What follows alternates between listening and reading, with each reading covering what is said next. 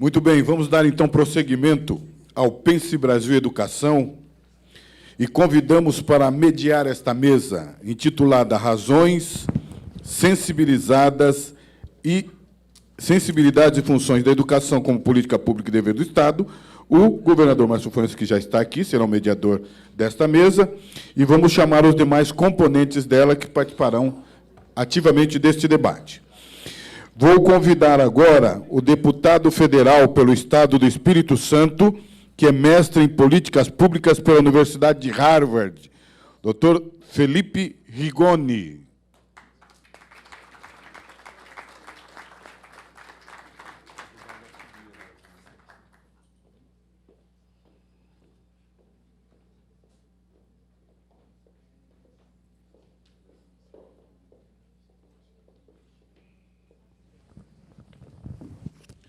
Convido também para fazer parte desta mesa de debates a professora adjunta e pesquisadora da Universidade Federal de Alfenas, em Minas Gerais, pós-doutora em Educação, professora Ana Abreu.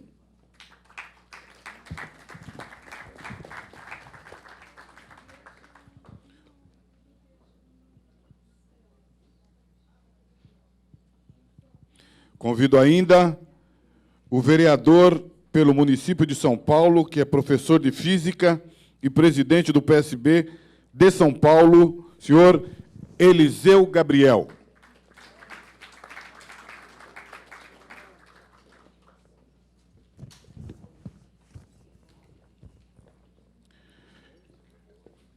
Antes de passar a palavra para o ex-governador Márcio França, para que possa mediar os debates desta mesa, eu faço o registro das seguintes presenças. Temos conosco o Alexandre Navarro, que é vice-presidente da Fundação Mangabeira. Também a pesquisadora Bárbara de Oliveira. Também o Jailson, que é secretário do PSB. E a Valquíria Alencar de Souza, secretária de Mulheres do PSB do Estado da Paraíba. Então, tem aí o mediador a palavra para conduzir os trabalhos dessa mesa. Bem, sem mais delongas, o nosso deputado pediu para iniciar aqui a fala, o Felipe, porque, claro, deve ter voo também. Então, passar a palavra para ele. Lembrando sempre que uma marca do nosso partido, historicamente, né, foi exatamente a convivência que nós tivemos de divergências ao longo da história, né? Nós sempre tivemos diversas divergências na convivência. A RAIS tinha essa marca de ter nós nunca tivemos aquela coisa das tendências que outros partidos têm. Mas, entretanto, nós tivemos diversas divergências internas, e é por isso que o partido era diferente, né? E isso está muito bem tipificado nas nossas posições, tanto do parlamento como na condução partidária. Então, Felipe, a palavra é sua. Deixa eu passar o microfone para você aqui, que já testamos tudo aqui, mas sempre o com-fio é melhor. Bom dia a todos.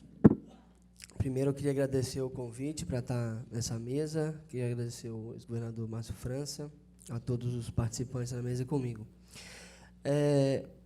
Me disseram que eu tenho 20 minutos para falar, mas eu não gasto 20 minutos para nada no mundo, então eu vou falar mais ou menos em 10, eu espero. Tá? Bom, a educação brasileira, assim, eu sou um grande fã de um cara chamado Amartya Sen, que ganhou o Prêmio Nobel de Economia, que é um dos idealizadores do IDH, que é o Índice de Desenvolvimento Humano. E ele fala de algo muito importante, que é o seguinte, que o nosso objetivo em termos de política pública é promover a igualdade de oportunidades, ou seja, para que todas as pessoas, sem exceção, independente de cor, de credo, de origem, consigam lidar a vida que elas escolhem lidar. Ou seja, a gente tem que viabilizar as escolhas das pessoas. E, nesse sentido, a principal ferramenta de fazer isso acontecer é a educação. Não tem outra solução. Economia é bom, todo o resto da política pública é bom, mas o que vai dar, de fato, capacidade para as pessoas de fazerem boas escolhas, de terem capacidade suficiente para tocar essa escolha em frente, será a educação, invariavelmente. E, para isso acontecer, a educação não é só um negócio técnico, né? Ela não pode ser apenas a educação de português, matemática e etc., etc. Ela tem que ser uma educação que seja integral, né? Como está bem escrito no próprio Plano Nacional de Educação. E as pessoas têm que aprender, ao estar na escola, habilidades socioemocionais que vão permitir ela a pensarem criticamente, a se comunicarem muito bem, a criarem coisas novas e a colaborar com outras pessoas para fazerem seus objetivos acontecer. E, nesse sentido, eu acho que a educação no Brasil ela tem 3 grandes desafios que estão especialmente agravados pela situação do MEC atualmente. O primeiro deles é um desafio de financiamento, né?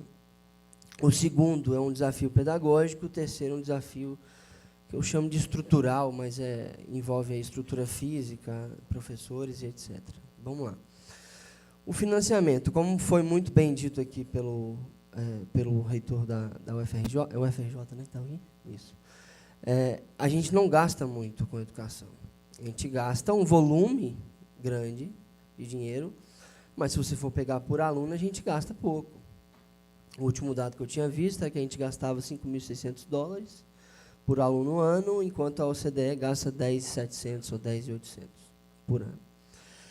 Isso significa que a gente ainda não gasta o suficiente para que a gente tenha uma educação de qualidade. Porque educação boa é caro, não tem jeito, né? É caro e precisa ser caro para que a gente dê as habilidades para as pessoas que a gente precisa. Nesse sentido, eu vou só estender um pouco a fala do reitor, que ele falou de uma coisa que talvez seja a mais importante do 2019-2020, que é o Fundeb. O Fundeb ele tem data para acabar, ele acaba em 31 de dezembro de 2020, e nós estamos num esforço muito grande, eu faço parte, inclusive, da comissão que está avaliando a PEC do Fundeb, que a gente precisa constitucionalizar o Fundeb, e dar novas regras para que ele seja mais distributivo entre os municípios e para que ele, obviamente, induza, através da sua distribuição de recurso, uma qualidade melhor na educação. Então, quais são as grandes ideias que a gente está tentando emplacar lá com a comissão do Fundeb? Primeiro, obviamente, é você equalizar, vamos dizer assim, o que a gente está chamando de dinheiro, valor total aluno-ano.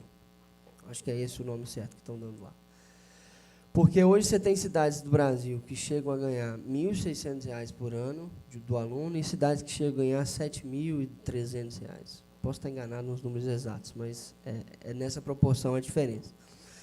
E a desigualdade disso é muito grande. Então, cidades que são até razoavelmente grandes recebem muito pouco por aluno e, por consequência, não conseguem dar uma educação básica de qualidade. As novas regras que a gente está colocando no Fundeb, distribuição, até por índice fiscal de receita própria, que a gente vai tentar colocar, isso vai equalizar bastante o cálculo do Todos pela Educação e que a gente chegue a uma desigualdade, ao invés de 1.600, 7.300, iria para 2.900, 4.800, algo do tipo, né? E isso resolve boa parte dos problemas em termos de desigualdade de recursos. Um problema, no entanto, que a gente tem ainda, é que o Fundeb, você não consegue, em nenhum tipo de pesquisa, correlacionar o financiamento advindo do Fundeb com a qualidade da educação, que é dada na ponta. Então, se pode fazer, tem algumas ferramentas legais para fazer isso, como foi feito lá no Ceará, para você dar alguns prêmios financeiros mesmo para as escolas e para as redes municipais de educação que tiverem um desempenho um pouco melhor. Aí é uma parte externa ao Fundeb que o governo federal daria. E, obviamente, como bem dito, aumentar a provisão federal do Fundeb. Está em 10% hoje. Já é consenso aumentar para pelo menos 15%, mas existem algumas ideias circulando para aumentar para 25% a 30%. Mas o certo do consenso até agora é 15% do valor. Então, aquele 0,2 que o professor falou, eu aumentaria para 0,3. E, obviamente, a gente tem um desafio financeiro que não está só na educação básica, que vai até a educação superior. E aí envolve, obviamente, nós temos os cortes, né, na educação, contingenciamento, mas com efeito prático de corte, então, o nome que quiser dar, dá no mesmo. E, além disso, as universidades brasileiras elas acabam ficando muito reféns do governo que está aí, né? Até por conta justamente do orçamento. Então, a gente precisa criar maneiras alternativas de financiamento das universidades. Uma boa maneira que foi feita no ano passado é a criação dos fundos patrimoniais, que podem gradualmente, aí a longuíssimo prazo, aumentar a capacidade de financiamento das universidades e, obviamente, aproximar um pouco mais a universidade com pessoas que querem financiar pesquisa, seja no setor público, terceiro setor, setor privado. E aí a gente consegue levar um processo gradual de melhoria do financiamento das universidades brasileiras. O segundo desafio, que é o desafio pedagógico, eu acho que ele envolve principalmente a Base Nacional Comum Curricular, que foi um esforço enorme do Brasil para conseguir chegar numa base nacional comum, e agora tem um esforço ainda maior de implementação.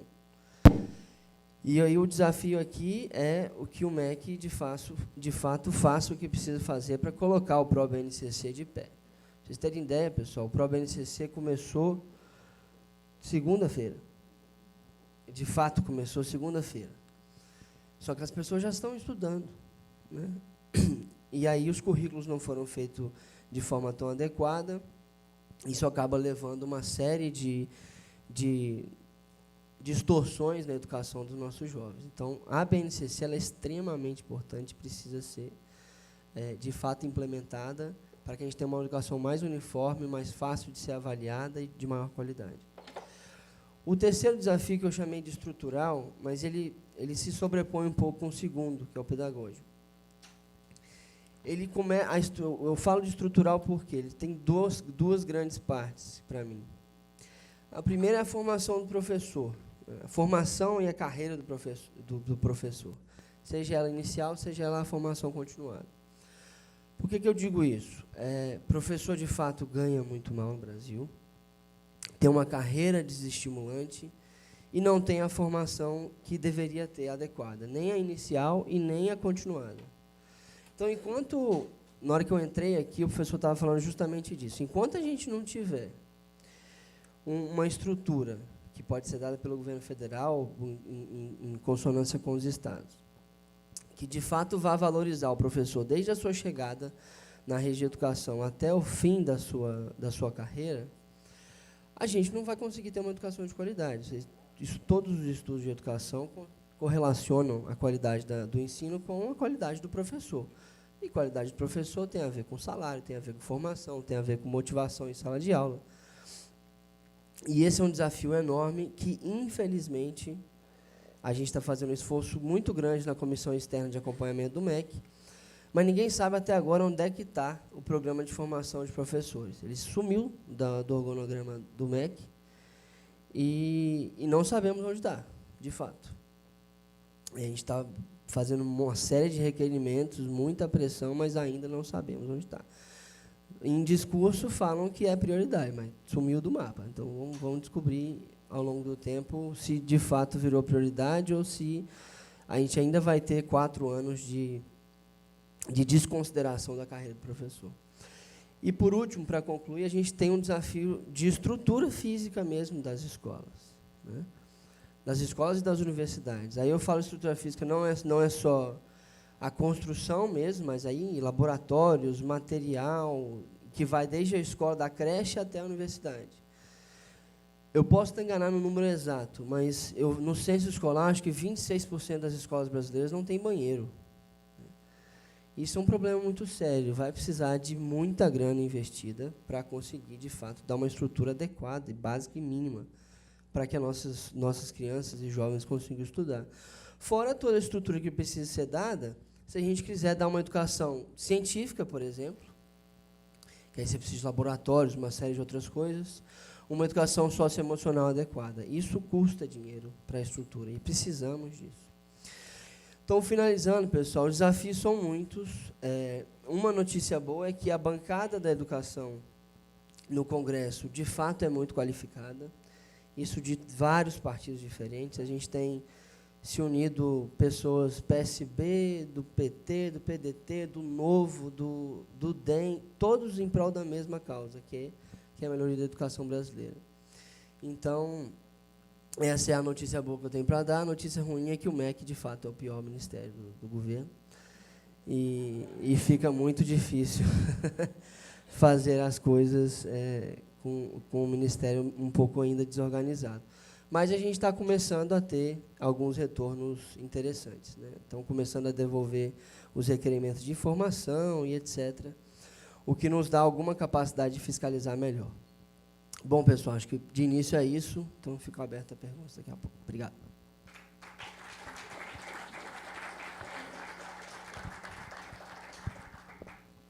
Obrigado, aqui é o Felipe. Passar a palavra para a Ana Abreu, aqui, se o Eliseu permitir. Tá bom.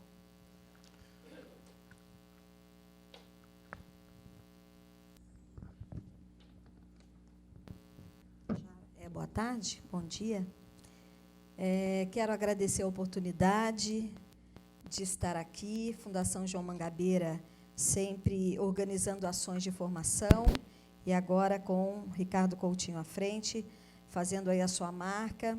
É um prazer estar aqui, ao lado do Márcio França, e que até agora eu ainda não me convenci, porque ele não está lá, e vamos nos convencendo, não é? Com uma perda enorme que São Paulo teve, mas eu sei que ele é aguerrido, e novos projetos virão. É uma honra estar aqui. E compreender também a importância do diálogo aqui com o Rigoni, com o Eliseu Gabriel, e os que me antecederam, o Paim e o reitor Roberto Lerrer. E, na realidade, durante a apresentação de vocês, eu fiquei muito provocada a dialogar. Eu acho que é bem de professor isso, não é? De entrar aí nas provocações, me chamando à vocação de fato, não é? Antes de trazer o que eu tenho para colaborar e colocar para que a gente possa pensar junto, eu quero pontuar um pouquinho da onde eu falo. Nos últimos tempos, a gente tem ouvido muitas afirmativas dizendo que não temos que ter nenhum lado, nenhum outro, não podemos nos posicionar, não é? Falaram aqui que era inadequado, né, o Paim falou, usar a palavra eficiência. E aí eu me lembrei, no dia 15 de maio, onde nós, professores da Universidade Federal de Alfenas, decidimos pela paralisação. E aí alguns colegas diziam assim, não, paralisação não, tem que usar outro nome. Paralisação choca, não pode, porque o senso comum não vai aprovar. Tem que ser uma mobilização. E aí a gente vai sucateando os nossos discursos, né? Então, não pode dizer que somos grevistas, somos colaboradores da greve, né? Então, eu quero começar dizendo de onde eu falo, né? Eu sou professora há 32 anos, tenho 48 anos, então, uma boa parte da minha vida foi dedicada à educação, e há 11 anos eu estou na Universidade Federal.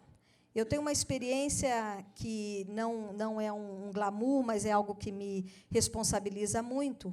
Eu trabalhei desde da creche até o ensino superior. Opa, estou ouvindo aqui uma professora da Universidade Federal, Isa Rita, pesquisadora querida, obrigada. E, então, isso me identifica e organiza a minha luta durante esse processo, né? De onde falamos, seja ele com uma consciência teórica ou não, sempre falamos de um lugar. E eu trago, então, esse contexto para a gente falar um pouquinho dos cenários educacionais, e eu me antecipando, né, pensando um pouco no perfil dos colegas que estariam aqui. Eu estou no meio de 3 políticos eleitos, porque eu sou política também, né, Márcio? Mas não. E, então, eu pensei de trazer algo que eu pudesse colaborar mais, que é pensar o professor, pensar a professora, né? nós estamos sempre nos discursos que eleitorais, estamos nos discursos com foco de ações políticas, mas raramente tem um professor à frente de uma gestão, não é? Acredito, sim, que quem está à frente da educação precisa ter conhecimentos de gestão, ele precisa ter conhecimentos políticos, mas ele também pode ser um professor, não é? Tenho percebido, nos últimos tempos, que os gestores, ditos gestores, eles ficam à frente, né? Sabedores de fórmulas mágicas de 4 anos e, muitas vezes, reduzidos para meses ou para 1, 2 anos, com o intuito do novo pleito eleitoral, né? E esse discurso cola. E nós somos sempre vistos, então, eu estou falando aí na perspectiva de professora, como aplicadores de projetos. E isso nos incomoda muito, porque nós somos pensadores, nós somos formadores, e nós precisamos estar nos grupos que pensam projetos para esse país. Porque, muitas vezes, as demandas e as realidades não são colocadas lá, né? Hoje, quando eu cheguei e falei rapidamente com o Coutinho, esse corte ou contingenciamento, ele pega as universidades de uma maneira muito feroz. A universidade que eu trabalho é uma universidade de pequeno, médio porte, no interior de Minas, em Alfenas. O orçamento da universidade é igual ao orçamento da prefeitura da cidade. Com esse início de corte, foram cortadas 400 bolsas estudantis. Nós já tivemos 3 suicídios, porque, conforme disse o professor, se abriu a universidade. Então, não é só quem é da cidade ou da região, da pequena região, que estuda naquela universidade. Nós temos alunos do Acre, alunos de Guarulhos, alunos de vários lugares que chegam lá e vão para se formar e mudar a sua vida, porque nós não temos que escolher o que faz o jovem. Nós não temos que escolher se ele tem que ser técnico, se ele tem que ser médico, se ele tem que ser engenheiro. Nós não temos que fazer isso. Nós temos que lutar por um país que abra oportunidades para que isso aconteça. Então, é só um exemplo da importância dos professores estarem, então, nas organizações das gestões, né? Nós temos um problema muito sério e aí o professor colocou aqui também, o professor Roberto, que quem forma professor está num degrau muito abaixo dos outros professores das universidades. Quem está na licenciatura, e eu trabalho na licenciatura, eu formo professores de física, química, biologia, pedagogia, letras, biologia. Então, eu sei o que é isso, não é? Quando a universidade começou a trabalhar à noite, foi com as licenciaturas, e não tinha nem luz para os alunos caminharem, porque não era previsto o ensino noturno naquela universidade. Então, as licenciaturas, elas estão num degrau muito abaixo. Só que são estas licenciaturas que vão formar os professores. E o sucateamento político, o sucateamento de gestão, o sucateamento moral é permanente. Hoje, nós não temos professores de física para atuar nas escolas. Se nós... Olha aqui o Eliseu já afastado do cargo para ser vereador aí, olha. Se nós, todos os alunos de física, entrarem na universidade para fazer a licenciatura, se todos eles não desistirem, se todos eles assumirem a docência, nós só teremos organizado o quadro de professores de física no Brasil daqui a 80 anos. A cada 3 matérias dadas, 1 matéria é dada por professor especialista. 2 matérias são dadas por professores que não estão preparados para trabalhar aquilo ali. Nós formamos professores. Nós temos que organizar a vontade de quem forma professor. Se não tiver vontade, fica muito difícil. O salário hoje, o piso médio, é de R$ 2.500 por 40 horas. Quase que 80% da formação dos professores nesse país se dá por universidades particulares. Há uma dificuldade absurda, porque, quando o professor se forma e vai para a sala de aula, o gestor olha e fala assim: que universidade você veio que você não sabe dar aula? Há um eco aí, porque nós estamos formando professores pesquisadores, reflexivos, conhecedores. Mas nós precisamos parar de pensar, como o senso comum nos coloca, em professores missionários.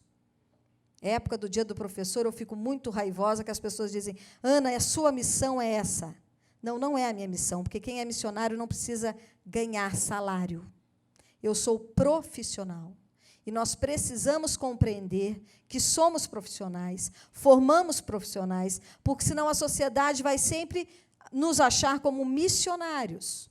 Porque os políticos, os maus políticos, nos veem dessa maneira, né? Uma classe desunida, uma classe que não tem clareza, até porque, muitas vezes, muitos pacotes nos chegam. BNCC, por exemplo, que é o último que está aí, temos um período da elaboração da BNCC foi um período democrático, outro período não foi. O período final foi muito articulado por empresas e por ONGs e por fundações privadas com interesses de mercado.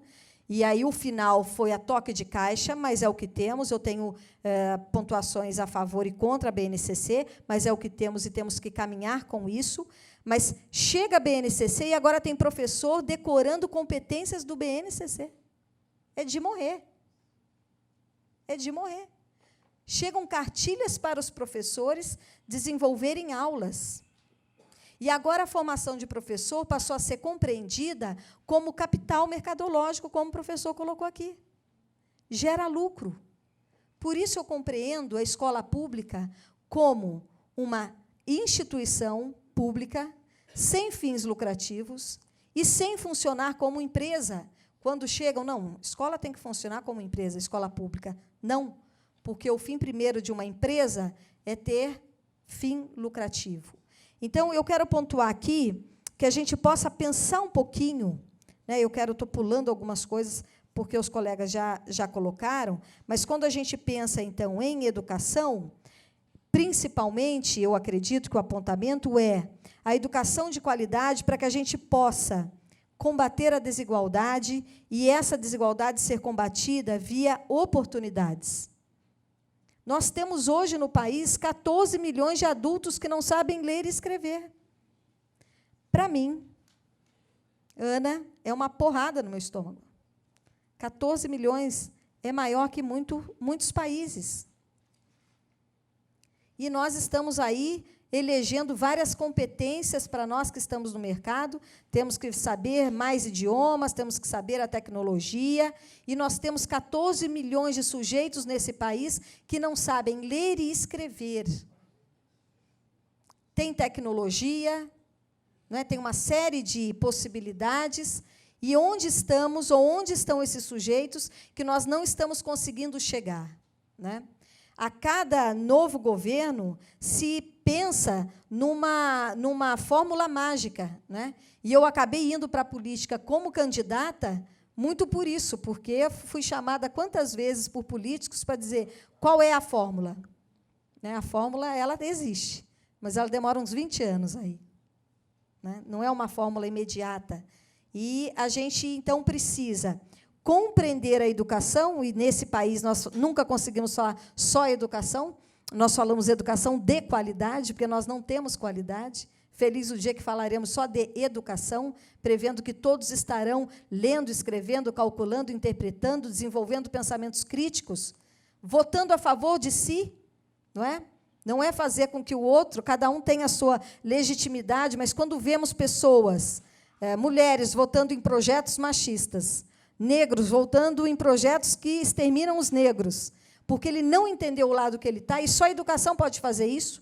Eu não tenho que dizer onde os nossos queridos alunos estarão votando, ou em quem, mas eu quero, sim, ter a profundidade que ele se perceba como sujeito, que ele se perceba como alguém que pode escolher e tem uma visão de mundo e vai escolher as pessoas que vão colaborar para que ele tenha a oportunidade, né? O Reúne, em 2003, ele abriu esta oportunidade. A universidade que eu trabalho, ela tinha 4 cursos, ela foi para 40 cursos. Ela tinha 1.000 alunos, ela foi para 6.000 alunos. Então, eu digo isso em uma universidade. A Universidade Federal, hoje, nós temos 63, e esse impacto foi gigante. E também foi, não só em relação aos alunos e às alunas, mas em relação ao corpo docente. Eu, certamente, talvez não estivesse na Universidade Federal se não fosse a política pública de expansão da Universidade Pública Federal. Né? Sou filha de mecânico, e, para que eu chegasse a ser doutora, o caminho foi muito mais difícil do que quem já nasceu filho de doutor. Então, nós, enquanto apontamentos para um futuro, eu penso que a gente pode colaborar aqui com algum documento que possa sair do encontro de hoje, que é colocar os professores nos cenários de discussão, não para aplicar documentos que outros estão fazendo, mas para que ele possa levar um cotidiano difícil.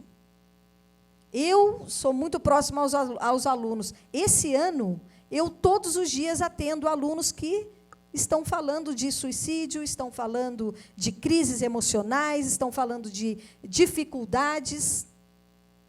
E, muitas vezes, me vejo sem preparação para dar conta desses alunos. Às vezes, tento até dar vontade de levar para casa, porque eu não sei o que esse aluno vai fazer quando ele sai da universidade. Então, o professor está hoje participando de um desmonte, sendo sucateado, sendo vigiado muitas vezes. Hoje nós somos gravados, né? Eu já entro em sala e peço para gravar, porque eu adoro que me gravem, pode colocar na rede social, não tem problema algum. Só que a liberdade de cátedra está sendo afetada. E nós estamos, então, pegando estes jovens, que é a nossa grande esperança. Concordo com o professor também, o reitor da universidade, quando ele coloca, os alunos foram os grandes organizadores do dia 15 e do dia 30. Eles montaram quiosques, foram levar para a comunidade, foram para a rua, isso em todas as capitais, em cidades pequenas, cidades grandes, para mostrar o que tem na Universidade Pública Federal. Então, me faz aqui trazer um diálogo que a gente possa, de expansão, de reconhecimento, de crescimento, porque o país ele precisa, de maneira pragmática, organizar documentos. Veja, quando eu ouço um deputado dizer que não se acha o projeto de ação pública de formação de professores, é algo absurdo. Isso deveria ser crime. Não é? Porque eu ouvi isso muito aqui do Márcio França. Ganhar é fácil. Depois o difícil é governar. Então, as pessoas ganham sem estar preparadas. Aumentou a violência, aumentou isso tudo que nós estamos vendo aí, olha, porque o cara é despreparado. O cara é despreparado.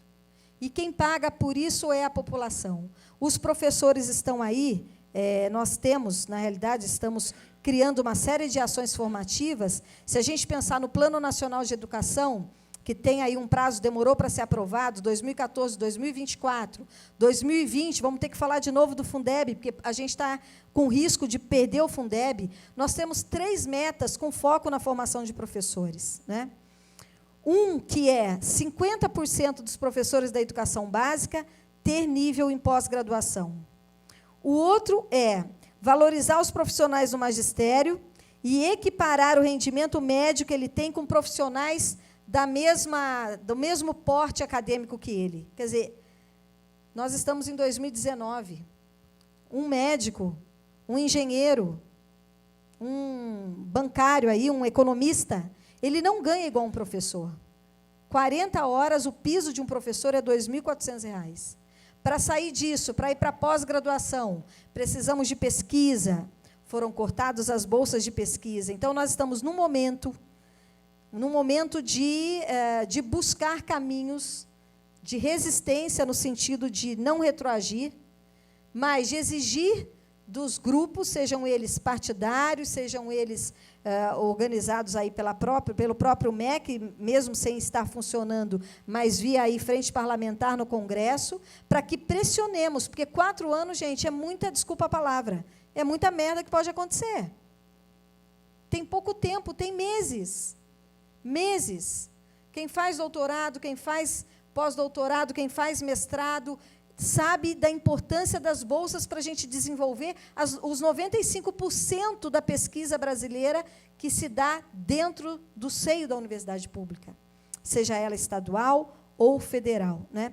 Então, assegurar isso se faz importante. E a última meta aí dessas 3 do Plano Nacional é de organizar os planos de carreira, né? Tem muito município que não tem plano de carreira, tem muitos municípios que não olham para o professor, e, logicamente, um professor com 10 anos de trabalho, ele tem que ter um ganho diferente do professor que é recém-formado, e ele precisa ter vontade para trabalhar, e a vontade se dá também pelo reconhecimento financeiro, não é?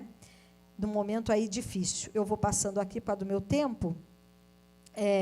Quero pontuar aqui que as licenciaturas, num tempo atrás, só a universidade pública ela era responsável pela educação à distância nas licenciaturas. E em 2013, mais ou menos.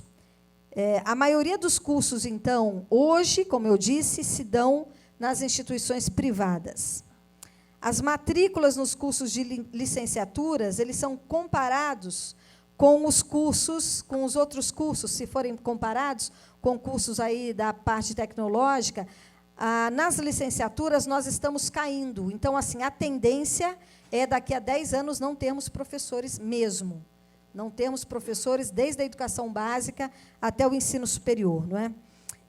As licenciaturas à distância, hoje, elas cunham mais ou menos 78%, porque elas se dão hoje, na sua maioria, na educação privada.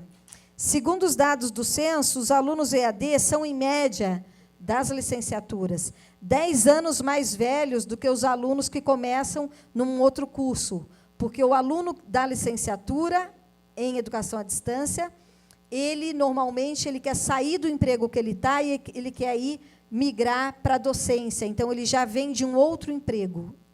E isso mostra que é muito diferente você fazer uma educação por opção, por vontade, e uma formação por falta de opção e querendo migrar, né? E, às vezes, a gente ouve isso, né, que é o Uber, né? O Uber da educação. É o professor que vai lá, ele substitui, né? É um bico que ele faz para agregar à profissão primeira dele. E isso tem uma diferença enorme. Se pensarmos os países que deram certo, se pegar a Coreia do Sul, por exemplo, o professor ele é exclusivo numa escola e ele trabalha meio período com planejamento estratégico e meio período ele está preparadíssimo para estar em sala de aula.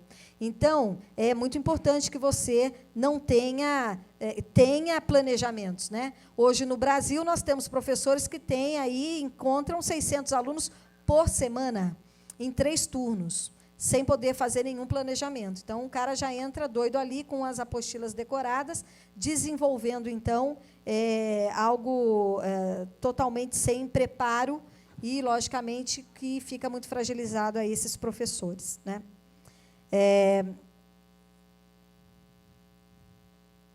A modalidade EAD, ela pode dar muito certo, e a gente tem experiências até aqui no próprio estado de São Paulo, e foi um mote importante que o Márcio transformou aí bem público para todos nós. Mas não são todos os lugares que têm a estrutura EAD de qualidade que coloca isso a serviço. Então, nós temos práticas com um sucateamento enorme, e como a empresa privada já está papando a formação de professores via EAD, ela sucateia, porque isso fica muito barato, e isso dá um capital gigante aí para que as empresas que assumem possam ter lucros, né? Vou aí encaminhando para o final. A gente quer falar tantas coisas, né? Bom, eu quero finalizar, e aí eu vou ficar depois à disposição, que não há projetos mágicos, e eu fico muito empolgada quando a Fundação João Mangabeira dispara aí em algo inovador e antecipando, né, para a gente pensar os temas polêmicos, exigentes, necessários, prioritários. Eu penso que no próprio PSB e os convidados que aqui estão podem somar para se pensar projeções futuras, para que a gente saia do plano das ideias e possa, de fato, organizar ações que desencadeiem no preparo desses filiados, ou, enfim, que sejam até de outros partidos, porque isso não é um critério, mas que possam estar preparados. É muito, vou usar um termo aqui, mas é muito broxante, não é, quando vemos eleitos que chegam para governar e não sabem o que fazer. Não é? Eu dizia muito para os grupos que estavam comigo, eu dizia, olha, se ganhar, vocês não vão dormir, porque nós vamos com tudo e 4 anos para a gente fazer. Não é? Então, parece que se convencionou aí um preparo apenas para a campanha de discurso, né? E depois um preparo com fórmulas mágicas, um preparo que a criança que não aprende a ler e escrever, e aí foi falado aqui sobre aprendizagem, que tem dificuldade, é algo muito difícil. Nós temos muitas situações difíceis de aprendizagem. Muitas. Então, número pequeno de aluno por sala é necessário. Um professor que alfabetiza não pode ter mais de 20 alunos por sala. Não tem condição, ele tem que entrar no mundo dessa criança, para que ela seja alfabetizada no tempo certo, até terceiro ano primário, porque depois a coisa vai ficando mais difícil para ele não compreende. Veja, nos projetos de pesquisa que eu tenho, tem alunos extremamente violentos. E aí a gente vai buscar o que é. O aluno não sabe ler e escrever e está no 9º ano. Ele tem que dar porrada em todo mundo mesmo, para ninguém descobrir que ele não sabe ler e escrever. Porque é melhor ele ser colocado para fora da sala como um menino rebelde do que, olha, você não sabe ler e escrever. Porque as coisas vão passando.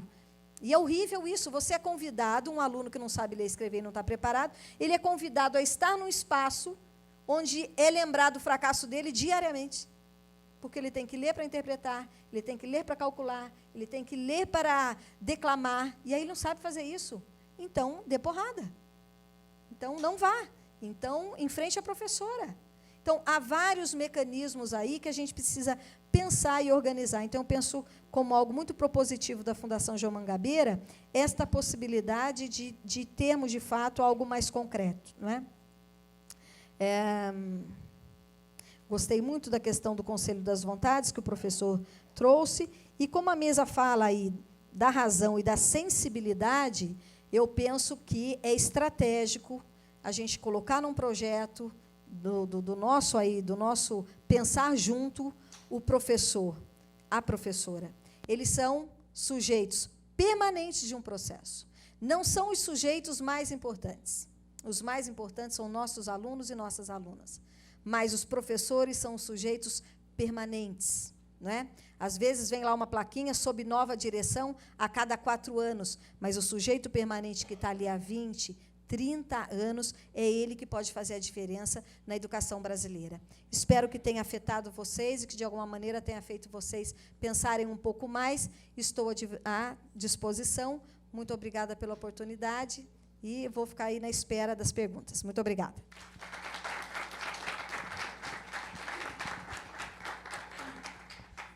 O Felipe está pedindo licença aqui, que ele ainda vai voar hoje, não é? É do Espírito Santo, então fique à vontade aí. Eu quero agradecer a presença do Felipe aqui, parabenizar aí pelo seu desempenho lá no Congresso, viu? Tá bom? Foi muito bom, viu?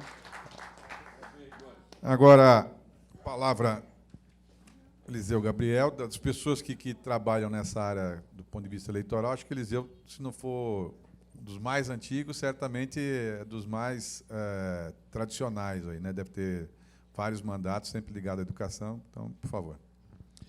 Bom, puxa, que alto. Esse aqui está melhor, esse aqui, né? Está muito alto. Bom dia. Bom dia não, ninguém almoçou, então é bom dia, né? Eu queria primeiro dar os parabéns para a Fundação João Mangabeira, para o Ricardo Coutinho, que está aqui. A João Mangabeira é um orgulho para nós do PSB, muito grande a existência de uma fundação tão ativa, com tanta produção. Eu queria saudar o nosso governador Márcio França e lamentar, como todos nós, que o senhor não seja ainda o governador, nem o presidente da República, mas vai chegar lá. Uma pena mesmo. Você vê a diferença que faz um governo, a diferença que faz... se nós tivéssemos o Márcio aqui em São Paulo, provavelmente esse governo federal não ia estar tão à vontade para fazer tanta besteira, né? Muito certeza, verdade. E, na verdade, a gente tem que lembrar bem que eu não acho que essa turma que está na presidência entrou lá e não sabe o que fazer. Eles sabem o que fazer. Eles querem destruir o sistema público da educação, mas que me parece que essa é a missão deles. Não é que eles não sabem, eles sabem muito bem, né? Então, eu queria falar algumas coisas. Primeiro, eu queria falar de alguns dados aqui, que são o seguinte, sobre a carga tributária do Brasil, né? Que todo mundo fala, o Brasil é muito imposto, quer dizer, o Brasil cobra imposto errado, né? De pessoas erradas, mas a carga tributária do Brasil é semelhante a muitos países do primeiro mundo. Então, a nossa carga tributária é em torno de 34% do PIB. Na França, é 44% do PIB. Na Itália, é 42%. Na Suécia, 47%. No Japão, 30%. Na Espanha, 38%. E nos Estados Unidos, 30%, 29%, 30%. Então, você veja, o problema não é o tamanho da carga tributária, é o que é cobrado que é o errado, de quem está sendo cobrado. Eu queria dizer mais uma coisa assim, existe a questão de quem está no poder, é absolutamente fundamental. Você veja, por que a situação está desse jeito? Porque a vontade política de quem está no poder hoje, no caso das universidades, corte de bolsa, esse pessoal que quer isso, pensa isso. Não é que eles são incompetentes, eles estão lá para isso, né? Por isso que eu falo, se tivesse o Márcio lá ou aqui, que diferença fazia, não é? Então, nós temos que notar uma coisa que é importante, que os investimentos na educação e outros itens nossos serviços públicos, eles cresceram muito depois da Constituição de 88. E uma questão básica que nós temos que entender é que a educação é absolutamente fundamental para combater as desigualdades no país. Absolutamente fundamental. Combater as desigualdades e dar oportunidades para essas pessoas, para da maioria do povo brasileiro. Eu só queria pegar mais um dado aqui, que eu não falei, mas vou lembrar. Nós temos que entender, quando eu falei a história do quanto o Brasil gasta, quanto por cento do PIB do Brasil gasta, aliás, paga imposto, nós pagamos impostos, existe um negócio interessante. O imposto que esses países fazem 30%, 35%, 44%, enfim, 47% na Suécia, mas tem um detalhe muito interessante. Os países mais desenvolvidos, eles têm, por habitante, $12.000 do imposto que eles arrecadam, dá $12.000 por habitante. No Brasil, dá $3.700 por habitante. Então, nós temos 3,5 vezes menos recurso para os serviços públicos do que os outros países. Isso não é uma coisa que vai mudar da noite para o dia. Então, esse é um dado importante que nós temos que ter. Aí nós temos que pensar o seguinte, bom, nós temos hoje no ensino básico 50 milhões de pessoas no ensino básico. São estudantes, jovens, crianças, adultos. 50 milhões. Desses 50 milhões, 40 milhões estão no ensino público, quer dizer, é bancado pelos governos, e 10 milhões no ensino privado. Agora vamos pensar em educação em nível superior. Em nível superior, nós temos cerca de 2 milhões de alunos no ensino superior, em graduação e pós-graduação em escolas públicas, principalmente universidades públicas. E 6 milhões nós temos, estou falando de números gerais, né? 6 milhões nós temos em escolas privadas, faculdades principalmente e universidades públicas. Agora nós vamos pensar nas universidades públicas. A universidade pública, ela concentra cerca de 95% de toda a pesquisa científica feita no Brasil. 95% é feito nas universidades públicas. Aí a gente vê esse governo falar um monte de bobagem de como resolver o problema, né? Não, vamos cobrar a mensalidade dos alunos. Primeiro problema, se cobrar a mensalidade dos alunos, isso não chega a 9%, 10% do custo da universidade. Porque o curso não é dar aula, montar uma classe, dar aula ou ensino à distância. O curso são os laboratórios, professores em tempo integral, manutenção de laboratórios, alunos que estão lá o tempo integral, bolsas. Esse é o custo da boa educação universal, boa educação de nível superior. Então, a universidade, se os alunos fossem pagar a mensalidade, ia resolver 9 a 10% do problema deles. Se resolver, ia criar um outro problema, que é um problema de alunos diferentes, quem paga e quem não paga. Você causar um nível de tensão que, em uma década, no mínimo, causaria tensões insuportáveis. E tem uma coisa muito importante também, que eu queria dizer para vocês. Eu estudei na USP, e, naquele tempo, a maioria, era uma maioria significativa de alunos vinham do ensino público, a não ser em alguns cursos, como engenharia da Poli e medicina da USP, mesmo nessas duas, a imensa maioria era de classe média baixa. Não tinha essa história que é rico que está lá. E hoje também não tem. Pelo menos 50% a 60% dos alunos das escolas públicas de nível superior, eles são de classe média baixa, que não poderiam jamais ter um ensino de qualidade se não fosse a universidade gratuita. Não teriam condições. A Universidade Estadual do Rio de Janeiro, meu filho dá aula lá, é professor, enfim, passou nos concursos todos lá, ele dá aula na Universidade Estadual do Rio de Janeiro, 68% dos alunos são de classe média pobre. É uma coisa impressionante. Dos alunos da Universidade Estadual, que é gratuita. E o interessante lá é que os alunos de cotas, eles vão, na média, melhor que os alunos que não são de cotas. Olha que interessante. Só não vão melhor em matemática. Em matemática eles têm dificuldades. Aí depois vamos analisar por que existem essas dificuldades. Então, a gente tem que ver que essas conversas que esse governo faz não é por incompetência, mas é por ideologia.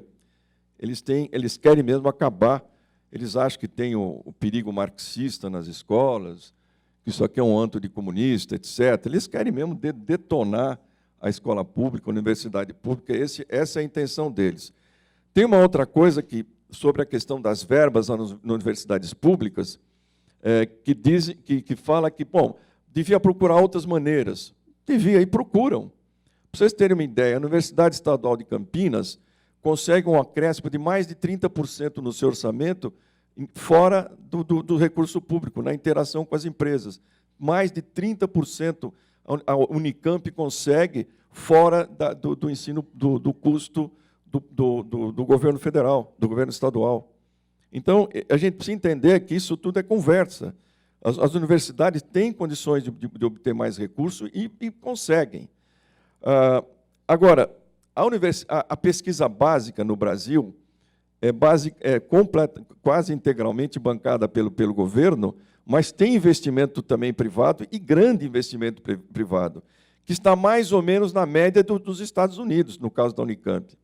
Você veja, mesmo nos países desenvolvidos, a pesquisa básica, a pesquisa científica, é principalmente bancada pelos governos. Não é uma empresa que vai fazer um risco de fazer uma pesquisa. Não existe isso. Existe a pesquisa tecnológica, que é diferente, né? Mas a pesquisa básica que tem nas nossas universidades, ela é bancada pelo governo, assim como a maioria dos países é feita, proporcionalmente. Agora, a gente tem aqui uma coisa que me preocupa muito, na questão do ensino básico, né? É que muita gente mete o pau. Esse ensino é uma droga, o professor não sabe nada, o professor não aprende nada, é essa conversa. E não é verdade. O ensino básico no Brasil é problemático? É. Mas é graças a ele que nós não estamos aqui num país de quinto mundo. É graças ao ensino básico, ao esforço dos governos, que nós temos, que a imensa maioria da nossa população tem tido a oportunidade de crescer na vida, de ter uma vida melhor, de ter mais capacidade de compreender o mundo que vive e ter mais oportunidades. É fundamental a gente entender isso. Esse ataque sistemático, mesmo dos setores de esquerda, dizendo que a educação básica, a educação pública é uma droga, só favorece quem quer destruir o sistema. Nós precisamos ter muito cuidado com isso. Isso é muito importante. Existem, por exemplo, vários problemas. Vamos falar problemas micro, vai. Eu até anotei aqui. Por exemplo,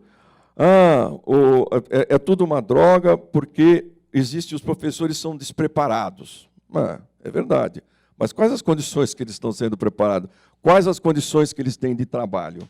Né? É possível melhorar? É possível, claro que é possível.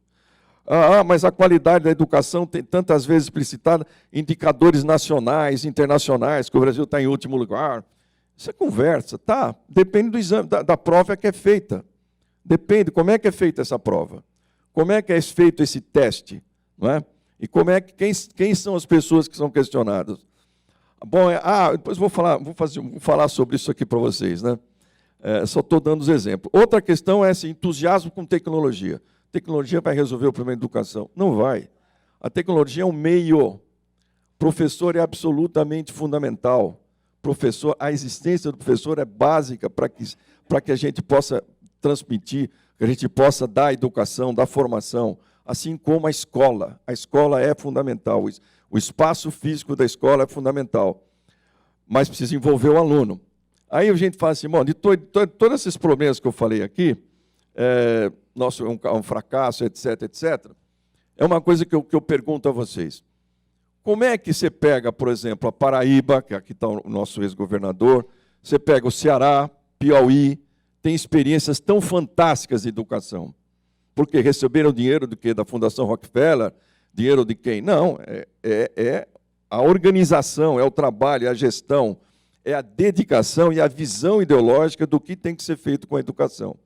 Eu conheço aqui em São Paulo, eu já falei até com o Márcio era governador, tem várias escolas, viu, Márcio? Várias escolas públicas de altíssimo nível, que recebe a mesma coisa que recebe a escola do lado. Altíssimo nível e recebe a mesma coisa. Vou dar um exemplo da escola Ítaro Betarello, lá no Jaraguá. Era uma escola, Jaraguá é a periferia de São Paulo. Era uma escola toda pichada, eu conheci, toda pichada, quebrada. Os alunos iam só 2, 3 dias e iam embora. Tudo quebrado, ninguém dava, o professor tinha medo de dar aula, tráfico em volta. Até que entrou um diretor, chamado Ariovaldo. Esse diretor começou trabalhando os alunos, começou trabalhando as famílias, e começou trabalhando os professores, conseguiu pedir para os professores que não queriam ir embora mesmo, trouxe alguns professores que ele conhecia, e começou a organizar a escola por projetos. Cada professor tinha um projeto extracurricular. Escolas à noite também, não tinha tempo integral. Hoje a escola é uma maravilha, completa, do ponto de vista físico, maravilhosa, cheia de plantas, uma coisa de louco, cheia de projetos, e os alunos não querem sair da escola. Os alunos não querem sair da escola, querem continuar lá. Os pais da região brigam para colocar os alunos nessa escola. Escola estadual. A 500 metros do lado, um desastre. Um desastre. Um desastre que todas as escolas têm. Então, se é possível o governador Ricardo Coutinho fazer o que fez na Paraíba, se é possível as experiências do Ceará, da Santa Catarina, é possível fazer uma nova educação? Claro que precisa mais recurso, mas é possível, com dedicação, com visão, com humanidade, você construir uma boa educação. Eu acho que essas são questões que eu queria colocar em linhas bem gerais, e eu pensei também em algumas coisas aqui que eu queria dizer que é mais da questão da política. Nós temos que entender o seguinte, que a educação brasileira está sofrendo um ataque da ignorância, do fascismo. Não é um ataque da direita, é um ataque do fascismo.